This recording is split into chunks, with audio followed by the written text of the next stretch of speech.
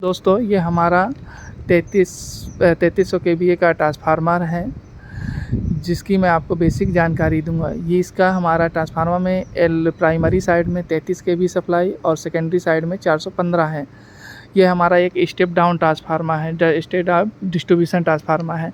इसके main part कौन कौन से, बाहरी मेन पार्ट कौन कौन से होते हैं और क्या काम होता है, उसके बारे में मैं आपको बेसिक जानकारी बताऊँगा।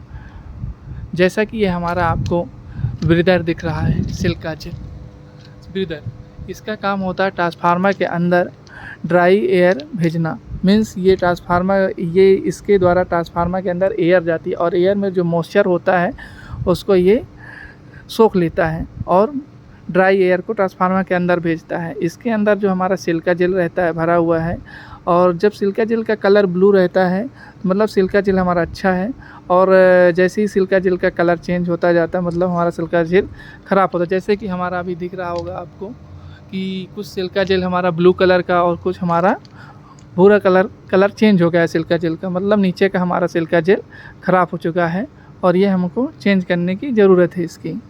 सेकेंड आता है आपको बुकोज रिले।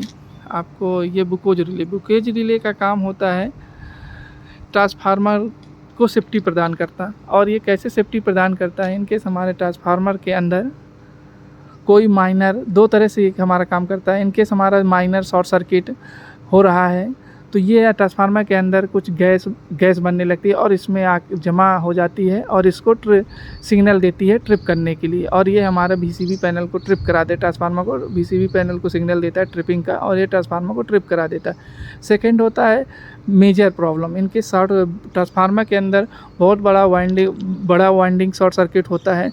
उस कंडीशन में हमारा ट्रांसफार्मर बहुत ज़्यादा हीटअप होने लगता है और ऑयल बहुत तेज़ से प्रसाव करके हमारा कंजर्वेटर की तरफ बहुत तेज़ से बहाव करने लगता है। उस कंडीशन में ये हमको सेफ्टी देता है और ये सिग्नल देता है ट्रिपिंग के लिए।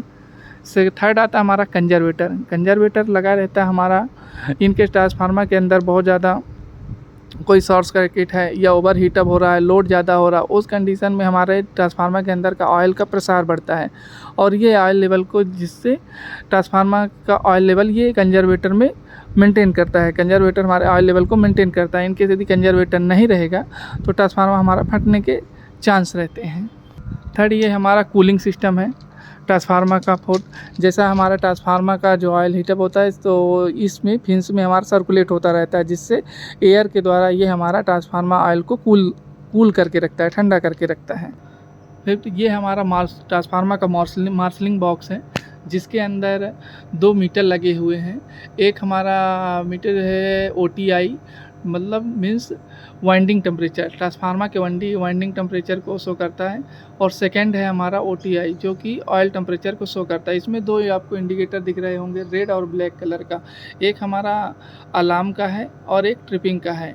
इसकी OTI और WTI की दोनों की सेटिंग होती है 90 डिग्री। इनकेस हमारे इस ट्रांसफार्मर के मीन्स वाइंडिंग का टेम्परेचर 90 डिग्री से ऊपर जाता है तो ये हमारा ट्रिपिंग सिग्नल दे देता है, और OTI टेम्परेचर का सेम 95 या 90 डिग्री से ज़्यादा जाता है तो ये हमारा ट्रिपिंग सिग्नल दे देता है, जिससे ट्रांसफार्मर को सेफ्टी मिलती है। थर्ड, आपको ये सबसे ऊपर दिख रहा होगा MOG, जो कि ट्रांसफार्मर के अंदर सभी कभी इनकेस कोई शॉर्ट सर्किट होता है और ट्रांसफार्मर ओवर हीटअप होता है, उस कंडीशन में हमारा बुकोज रिले, कंजर्वेटर सभी कुछ सेफ्टी काम नहीं करता है, तो हमारा ऑयल का जो बहाव, ऑयल का प्रेशर होता है ये MOG के द्वारा बाहर निकल जाता है।